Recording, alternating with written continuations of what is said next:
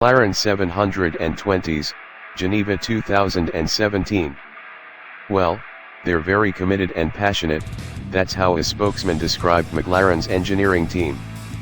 Trouble is, English passion tends to be marked by a raised eyebrow, Elgar's understated Nimrod, and elegant motor cars finished in midnight blue. Italy trumps that with arms flung wide, Rossini's operas, and blood-red cars howling down the endless straits of Emilia-Romagna.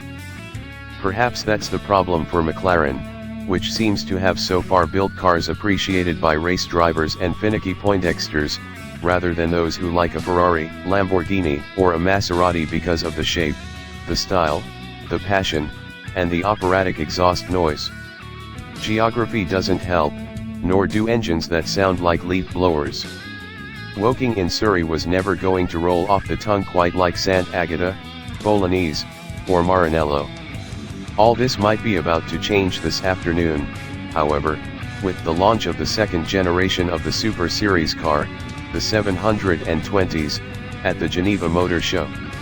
Super Series is the middle of a hierarchy of three similar McLaren car ranges, all mid-engined with carbon fiber tubs sharing similar hardpoints for the aluminum, carbon fiber, and sheet-molded composite, SMC, coachwork and sharing the same Ricardo-built V8 bi-turbo and 7-speed twin-clutch transmission driving the rear wheels.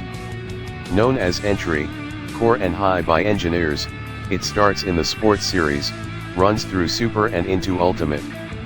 Of which there has only been one example, the 2013 P1, although the new Hyper GT is promised in 2019. These cars are largely based on McLaren Automotive's inaugural car, the 2011 MP412C. But the 720s marks a new generation and is claimed to be 90% all new. The more it changes, the more it stays the same, wrote novelist Jean-Baptiste Carr, whose 19th century musing applies to the 21st century McLaren. Stuff that's essentially the same, the carbon fiber tub, though it trades the predecessor 650SS aluminum superstructure for carbon fiber.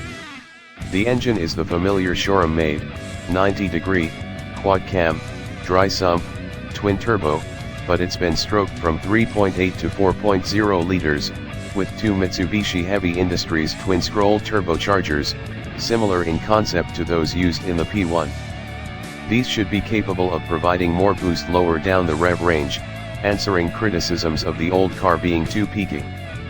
Hayden Baker, vehicle line director for the Super Series, reckons the new car even sounds better than its much criticized predecessors. Peak power rises from the 650s model 641 horsepower to 710 at 7,250 rpm, and peak torque goes up from 500 pound-feet to 568, though we're not told at what revs this occurs. Carbon dioxide emissions are down, which is often an indication of a slightly more flexible power unit.